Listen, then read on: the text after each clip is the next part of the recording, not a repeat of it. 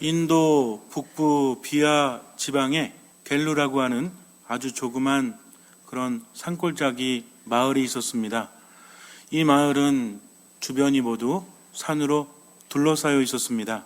그래서 다른 마을과 거리가 한 1마일 정도 떨어져 있었지만 문제는 뭐냐면 산이 둘러싸고 있기 때문에 1마일 떨어진 마을에 가기 위해서는 70km 정도를 돌아가야 했다고 합니다.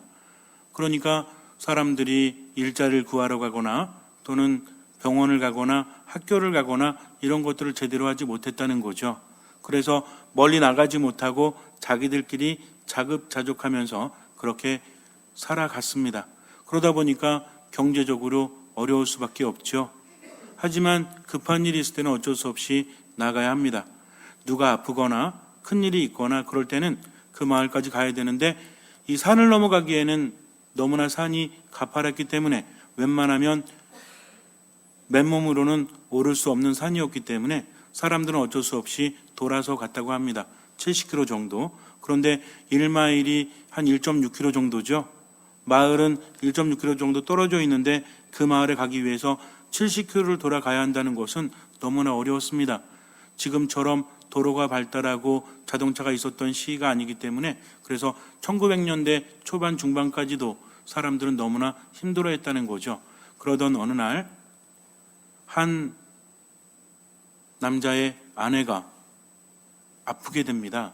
그래서 이 사람은 자기 아내를 업고 산을 넘으려고 했지만 도저히 가파라서 넘을 수가 없었어요. 그래서 어쩔 수 없이 아내를 업고 70km를 달려가게 됩니다.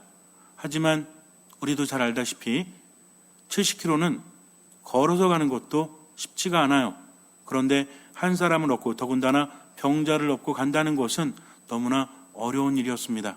중간에 그 여인은 죽고 말아요.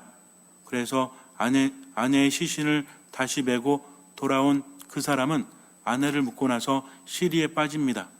그러던 어느 날 이 사람은 이상한 행동을 하기 시작해요. 망치하고 정을 가지고 가서 산 밑으로 가더니 산을 깎기 시작합니다. 산의 높이는 90m 정도 되었다고 합니다. 90m면 아주 높은 산은 아니지만 깎아지른 절벽으로 90m면 굉장히 높은 산이죠. 사람들이 지나가면서 묻습니다. 도대체 뭘 하는 거요? 그 사람이 말합니다. 이제 다시는 제 아내처럼 아픈 사람이 없도록 나는 이 산을 뚫어서 길을 만들겠소. 하지만 그 누구도 그 사람이 길을 만들 거라고 생각하지 않았습니다. 그러나 이 사람은 틈만 나면 와서 망치질을 하면서 산을 뚫었죠. 밭일을 하고 와서 뚫고 밤늦게까지 뚫고 어느 날은 밤새면서 길을 뚫었습니다. 그렇게 20년이 흘렀어요. 1960년부터 뚫기 시작해서 1982년에 드디어 산이 뚫립니다. 폭은 9m, 길이는 90m 정도, 한 100m 정도. 그래서 산이 뚫려버렸어요.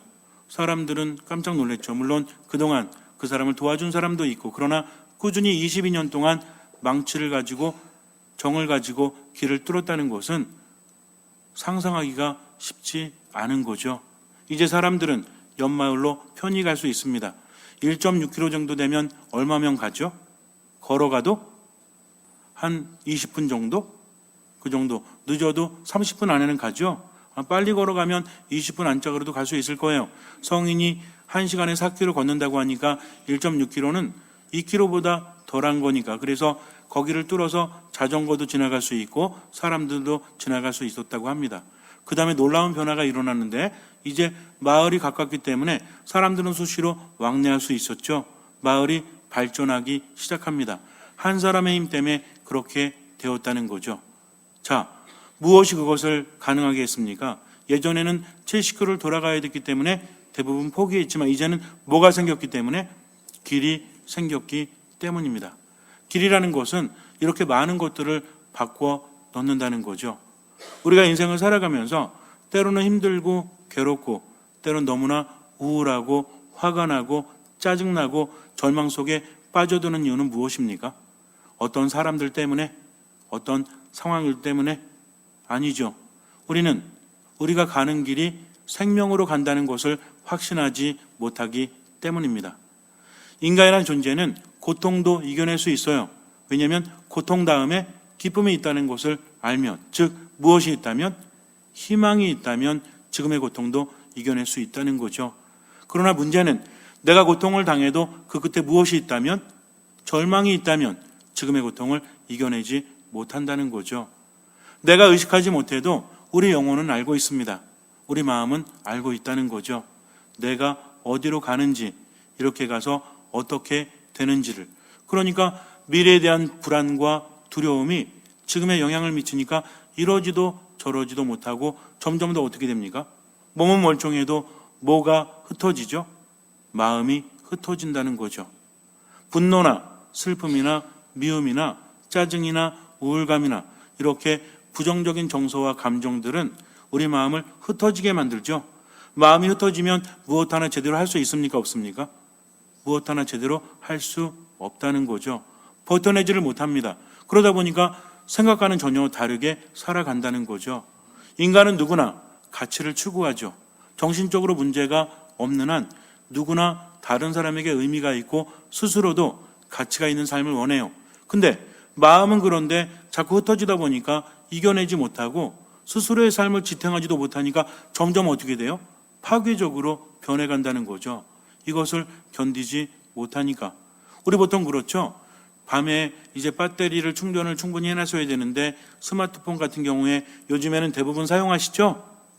안 하시는 분도 있을지 모르겠지만 사용하십니까? 그러니까 밤에 이렇게, 더군다나 요즘에는 일체형이 많죠? 옛날에는 그래도 배터리가 두세 개 여분이나 있었지 요즘에는 어때요? 일체형이에요. 그래서 충전을 충분히 하지 못하면 그 다음날 어떻게 합니까?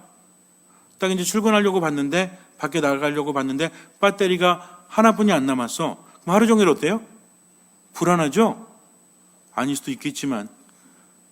그러니까 뭐를 제대로 활용하지도 못하고 빨리 가서 충전하기 전에는 마음이 놓이지 않는다는 겁니다. 그러니까 뭔가를 제대로 할 수 없기도 하죠. 물론 일도 안 하고 만날 사람도 없고 그냥 혼자 사는 분은 상관이 없겠지만 급한 일을 할 때 전화를 받아야 되거나 연락을 받아야 된다면 상당한 스트레스로 하루가 굉장히 힘들 겁니다. 우리의 삶도 마찬가지라는 거죠. 내 삶의 에너지가 고갈된다면 그 무엇도 제대로 할 수 없습니다.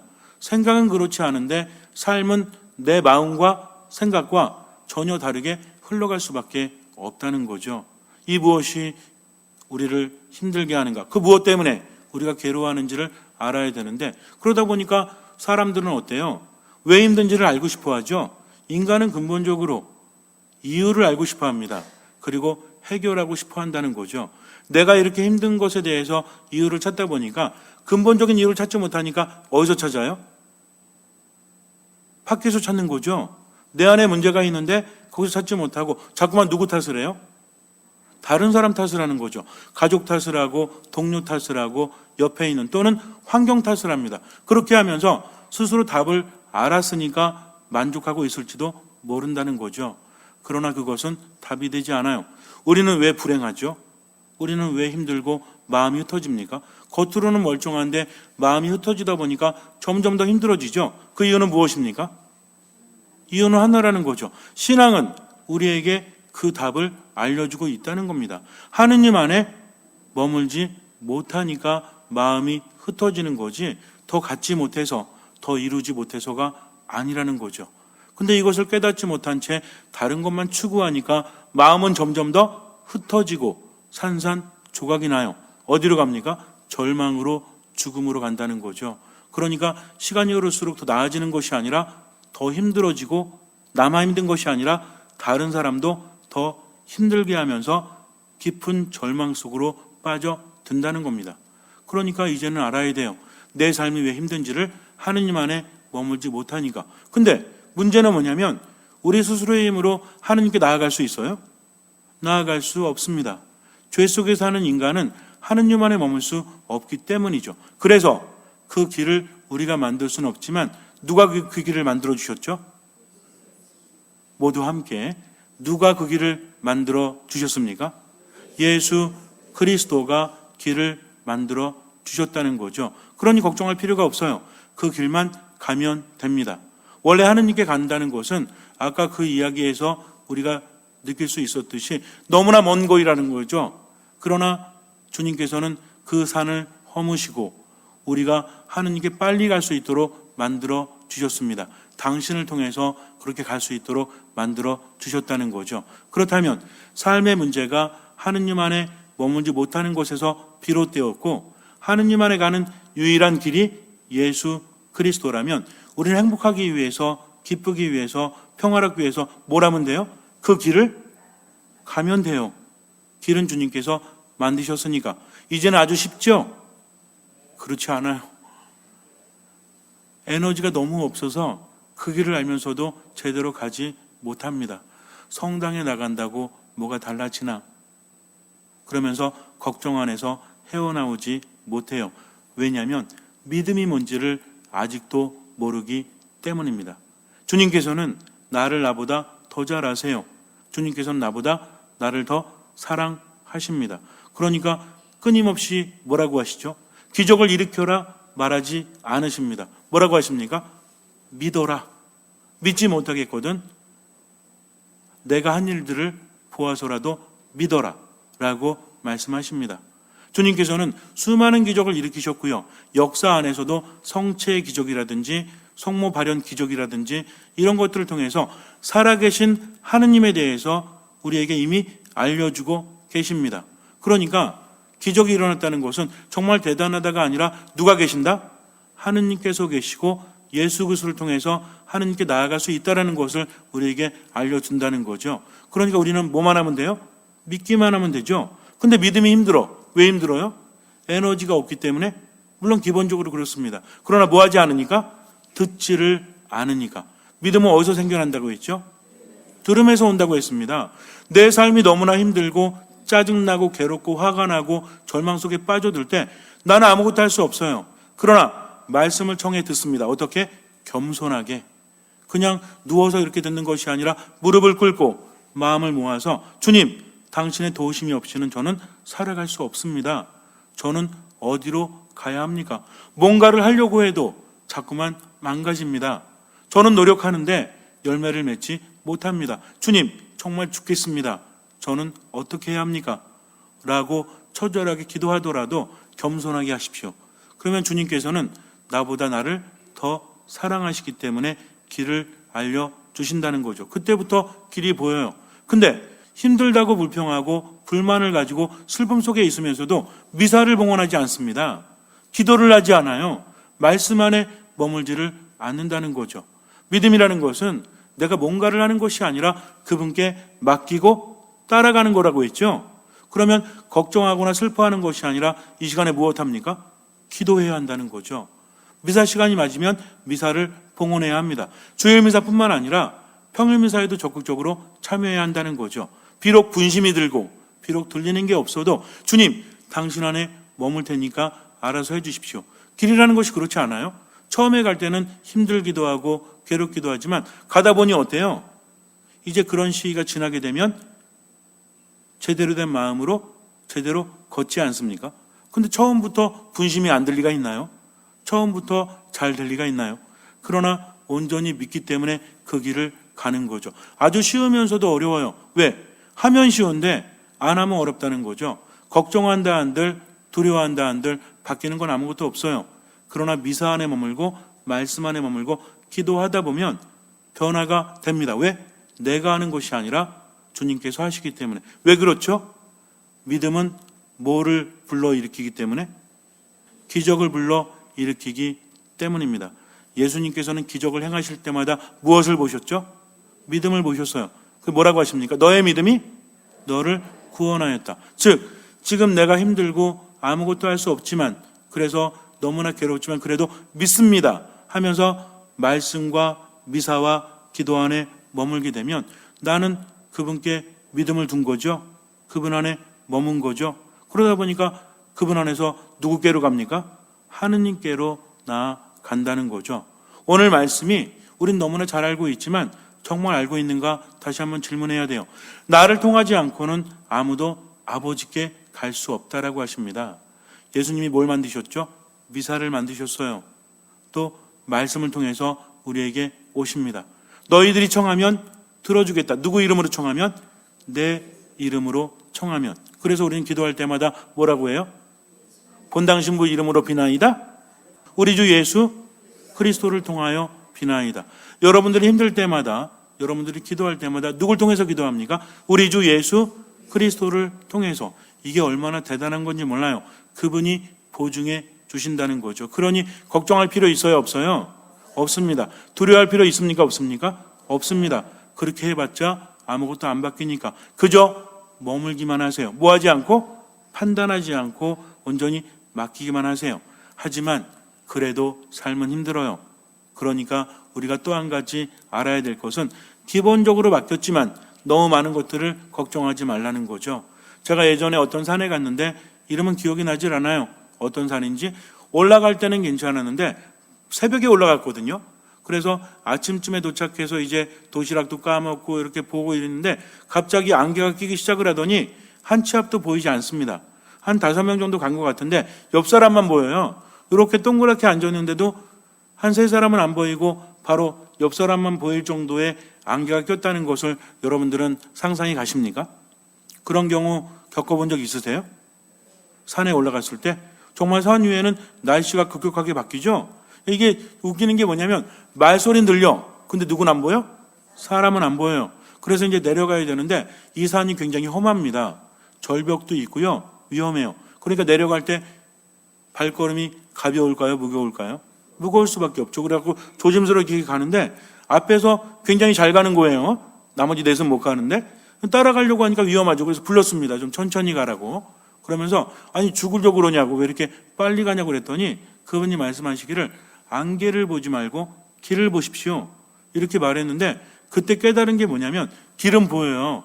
내가 뛸 정도는 아니지만 걸어가면서 앞은 보인다는 거죠. 조금 나아가면 또 앞이 보이고 조금 나아가면 앞이 보여요. 그러니까 나는 뭐만 보면 돼? 근데 뭘 봤어요? 그 보이는 길은 보지 않고 안개만 봤다는 겁니다. 신앙인은요, 앞을 보지 않아요. 내 앞에 있는 길만 봅니다. 안개를 봤다는 것은 무엇입니까? 내가 판단했다는 거죠. 내가 근심 걱정 속에 그 안에서 그것을 바라봤다는 거죠. 그러나 신앙 있는 사람은 안개 속에서도 뭘 봐요?